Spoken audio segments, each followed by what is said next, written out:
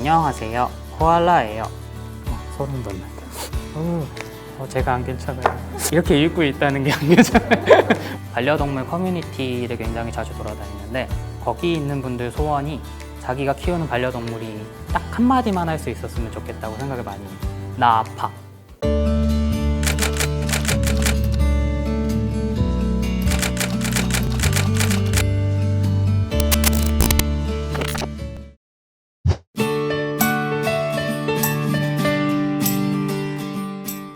안녕하세요. 인간에게 보내는 편지를 연재하고 있는 페이퍼 아티스트 이재혁입니다.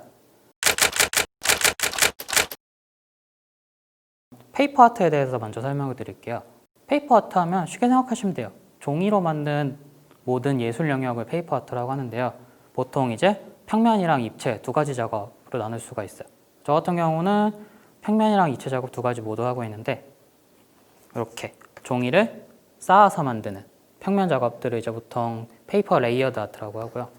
그리고 이렇게 말 그대로 진짜 입체 작업을 하는 거를 보통 이제 페이퍼 스컬처 혹은 종이 조각이라고 얘기를 많이 하고요. 저는 이제 보통 새를 위주로 작업을 하고 있고 그 중에서도 저는 이제 멸종한 새들을 복원하는 거 작업을 좀 위주로 작업을 하고 있고요.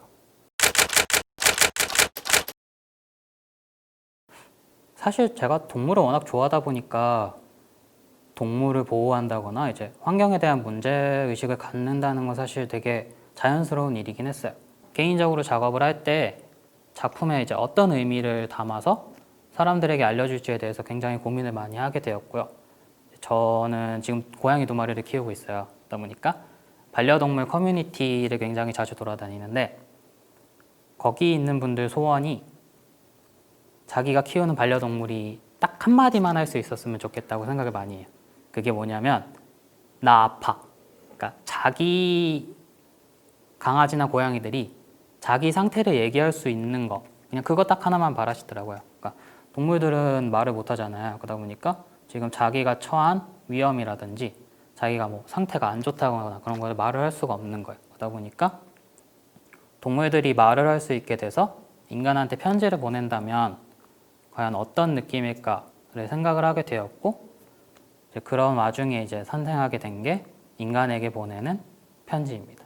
인간이 보내는 편지 같은 경우는 우선 어떤 종을 작업을 할지 선정하는 게 제일 중요한데요. IUCN 적색 목록이라는 게 있어요. 세계에 있는 동물과 식물들의 현재 보존 상태를 점검을 해서 등급을 매기는 과정을 하거든요. 그래서 그곳에서 멸종위기 등급을 받은 동물들만 작업을 하고 있어요. 글귀 같은 경우도 이제 이 종이 처해져 있는 상황에 맞게 글귀를 써야 돼요. 그러니까 이 종이 어떤 이유로 멸종위기에 처해 있는지 그리고 도대체 얘가 인간한테 불만을 가진다면 어떤 불만을 가질지에 대해서 먼저 생각을 한 다음에 그거에 맞게서 이제 글귀를 쓰고 있어요. 사실 갈 길이 멀다라고 느끼는 경우가 더 많았어요. 얼마 전에 이제 고라니가 보낸 편지를 연재를 했었는데요. 이게 고라니가 우리나라에서는 유해조수 취급을 받고 있지만 사실 국제적으로 보면은 국제적인 멸종위기종이에요. 그러니까 심지어 이제 표범이나 판다랑 멸종위기 등급이 같을 정도인데 우리나라에는 워낙 숫자가 많다 보니까 고속도로에서 뭐 차에 뛰어든다든지 아니면 밭에 있는 농작물을 망친다든지 아니면 정말 그냥 단순히 숫자가 많다고 해서 사람들이 싫어하는 경우도 되게 많더라고요. 막 댓글에 심한 경우는 이제 고라니 정도는 죽어도 된다. 뭐 고라니는 숫자가 많으니까 멸종할 리가 없다. 아니면은 그냥 쓸모가 없으니까 멸종시키자는 사람들도 있었고요. 고라니 같은 경우는 되게 아무런 보호나 관심을 받지 못하는 상태에서 한 해 17만 마리 정도가 인간에 의해서 죽임을 당한다고 해요. 지금 한 30만 마리 정도 국내에 서식을 한다고 예상을 하는데 거의 절반 정도가 이제 인간에 의해서 죽임을 당하고 있는 거죠. 근데 관심을 받지를 못하다 보니까 보호도 받지 못하고 있어요. 지금 당장은 고라니가 많을지 몰라도 언젠가는 앞선 사례들처럼 멸종할지도 모르는 거죠. 이런 것들을 볼 때마다 제가 좀 더 열심히 작업을 해야겠다는 생각이 들더라고요. 제일 필요한 건 교육이라고 생각해요. 그러니까 그냥 교육도 아니고 아예 정규 교육으로 어릴 때부터 차근차근히 교육을 해나가는 게 제일 중요하다고 생각하는데, 생태계가 어떻게 돌아가고 이 동물이 어떤 의미를 가지고 또 어떻게 존중받아야 되고 또 어떤 권리를 가지고 있는지 사실 아무도 가르쳐 준 적이 없잖아요. 어디서부터 어디까지의 행동이 동물 학대이고 동물 학대가 아닌지조차 사람들은 몰라요. 왜냐하면 말 그대로 그냥 가르쳐 준 적이 없으니까요. 네. 얼마 전에 다큐멘터리를 봤는데 사람은 자기가 잘 모르는 상대를 본능적으로 배척하는 경향이 있다고 하더라고요. 사람들이 이런 자연 보호라든지 동물에 대해서 잘 알지 못하기 때문에 이렇게 또 배척하고 존중하지 않는 게 아닐까라는 생각을 많이 해요. 안녕하세요. 코알라예요. 내 친구들이 많이 사라졌어. 우린 불이 나면 할 수 있는 게 별로 없어. 너무 무서워서 나무에서 내려올 수 없는 걸? 이번에도 불이 나면 나도 친구들을 만나게 될까? 사실 저희가 기후변화다, 지구온난화다 얘기 들은 지 10년이 넘었거든요. 크게 와닿은 적은 사실 별로 없었잖아요. 몇 년 전부터 진짜 막 여름에는 40도 넘어가고 겨울에는 막 영하 20도 막 이렇게 정말 겪어보지 못한 날씨들이 계속 되면서 저도 이런 데 관심이 많았지만 저희 세대 때 일어날 거라고는 별로 생각을 안 하고 있었거든요. 기후가 진짜 완전히 변한 거잖아요. 똑같이 호주 산불은 매년 났어요. 근데 너무 심한 거예요, 이번 거는 진짜. 그런 거 보면서 아, 이제 정말 큰일이 났구나. 정말 코앞에 닥쳤구나. 코알라가 멸종위 기종인 건 다들 아시잖아요. 이번에 8,000마리가 죽은 거죠. 그래서 아예 이번에 멸종할 수도 있겠다라는 생각이 들더라고요, 코알라가. 그래서 그런 거 보면 되게 많이 아쉬워요. 그러니까 좀만 더 사람들이 노력을 했으면은 한 종이 자연에서 좀 더 편하게 살 수 있었는데 그 조금의 사람들이 노력을 안 해서. 안녕하세요. 눈표범이에요. 우린 히말라야의 유령이야. 아무도 모르게 은밀히 살아가. 그런데 사람들은 자꾸 우리를 찾아. 총을 쏘고 우리를 괴롭혀. 우리를 내버려둬.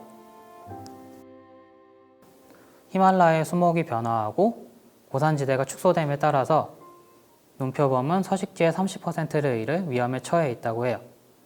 서식지를 잃은 눈표범들은 먹이 사냥의 어려움을 겪고 결국에는 인간들이 사는 지역까지 내려오게 되는데요. 그러다 보니까 가축을 기르는 사람들과 종종 충돌을 하고 있다고 해요. 사람들은 가축을 지키기 위해서 눈표범을 총으로 쏘아 죽이고 있죠. 지금 눈표범은 1만 마리 정도가 남아있고 그 숫자는 계속 줄어들고 있다고 합니다. 나는 세장에서 태어났어. 우리가 원래 살던 곳엔 아주 무서운 뱀들이 살고 있대. 그래서 나는 세장에서만 살고 있어. 그런데 그 뱀들은 어디서 온 거야? 여기 한 쌍이 있는 새들은 괌물총새라고 하고요. 여기 혼자 바닥에 있는 새는 괌뜸북이라고 하는데요. 이제 여러분들이 괌 하면은 되게 열대 휴양지나 아름다운 바다만 생각을 하는데 사실 괌은 굉장히 슬픈 이야기를 가진 섬이에요. 세계 2차 대전 직후에 이제 미군이 괌을 점령을 하면서 선박으로 옮기는 상자 속이나 아니면 비행기 안에 있던 물자 혹은 랜딩 기어 속에 초대받지 않은 손님이 타고 있었죠. 이제 갈색나무뱀이라는 뱀이 이제 괌에 유입이 되게 되었는데 갈색나무뱀에 천적도 없고 경쟁을 하는 동물도 없었어요. 그러다 보니까 그 숫자가 굉장히 크게 늘어났는데 갈색나무뱀 같은 경우는 특히 새를 많이 사냥을 해요. 당시에 괌에는 굉장히 많은 수의 토착 조류들이 살고 있었는데 이제 갈색나무뱀이 유입이 되면서 숲에 살고 있던 12종의 토착 조류 중에서 10종류가 멸종을 하고 현재 2종이 살아남아 있어요. 그 중에 한 종이 괌무청새인데요. 괌의 총새 같은 경우는 괌 하면은 어딜 가나 있던 굉장히 흔한 새였다고 해요. 그래서 1980년대만 해도 3천여 마리 정도의 괌의 총새가 살고 있었는데 1986년이 되니까 갑자기 이제 29마리까지 줄어든 거예요. 올해 멸종위기 등급을 매긴 종이 작년보다 2263종이 늘어서 총 32,441종이 되었어요. 그래서 사실 이게 매년 늘어나고 있는 추세거든요. 근데 당연히 2030년에는 이 숫자가 되게 크게 줄어들었으면 좋겠다고 생각은 하고 있어요. 근데 지금 같은 추세라면 사실 현상 유지만 해도 다행일 거라고 생각은 해요. 하지만 사람들이 노력을 하면은 충분히 줄어들 수 있을 거라고 생각을 해서 2030년에는 이제 이 숫자가 좀 크게 줄어들었으면 하고 바라고 있습니다.